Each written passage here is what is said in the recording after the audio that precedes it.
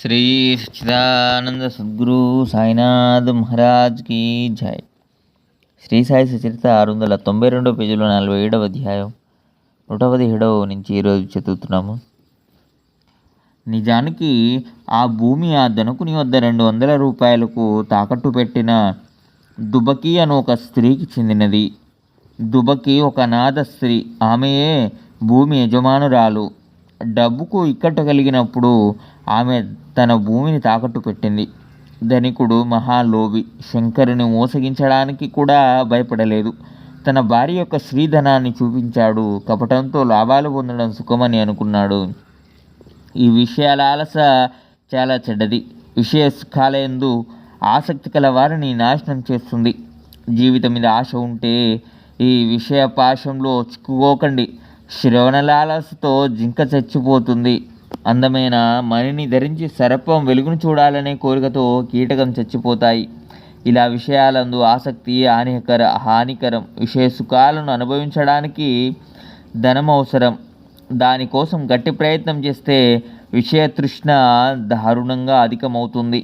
దానిని తొలగించుకోవడం అశక్యం. నిస్సందేహంగా భూమి అస్సలు పనికిరానిది. ఎంత శ్రమపడినా ఒక కణమైనా ఫలించని దాన్ని కృష్ణార్పణమని అనుకుంటే అటువంటి దానం వలన ఏం పుణ్యం? కించిత్తైన సంకల్పం లేకుండా కృష్ణార్పణమని చేసిన దానం ఇష్టం లేకుండా చేసినట్లే. చివర దుఃఖాన్ని కలిగించే దానంతో పాపాన్ని మూట కట్టుకోవడమే. ఇక్కడ దేవాలయంలోని పూజారి పేద బ్రాహ్మణుడు మాత్రం దేవునికి భూమి లభించిందని చాలా సంతోషించాడు. కొంతకాలానికి విపరీతం జరిగింది. కృత్తికా నక్షత్ర ప్రభావంతో వర్షం అపారంగా కురిసింది. భయంకరమైన తుఫాను చెలరేగింది. అకస్మాత్తుగా పిడుగు పడింది. ధనికుని భవనమంతా కూలిపోయింది. దేవునికిచ్చిన భూమి మాత్రం సురక్షితంగా ఉంది. మిగతాదంతా దగ్ధమైపోయింది. ధనికుడు కూడా నాశనమయ్యాడు. తన భార్యతో సహా అతడు కూడా మరణించాడు. దుబకి కూడా ప్రాణాలను కోల్పోయింది. అలా ముగ్గురు అంతమయ్యారు. తర్వాత ఆ ధనికుడు మధురానగరంలో ఒక పేద బ్రాహ్మణుని ఇంట్లో పుట్టాడు. భక్తురాలైన అతని భార్య శివాలయం పూజారి ఇంట్లో జన్మించింది. ఈమెకు గౌరి అని పేరు పెట్టారు. దుబకి కూడా మరో విధంగా శంకరుని యొక్క గౌరవ కుటుంబంలో మగబిడ్డగా జన్మించింది. బారసాల చేసి ఆ బిడ్డకు చిన్నబసవప్ప అని పేరు పెట్టారు. ఇలా ముగ్గురు స్థితిగతుల్లో అంతరం ఏర్పడింది. వారి కర్మ ఫలోన్ముఖమైంది.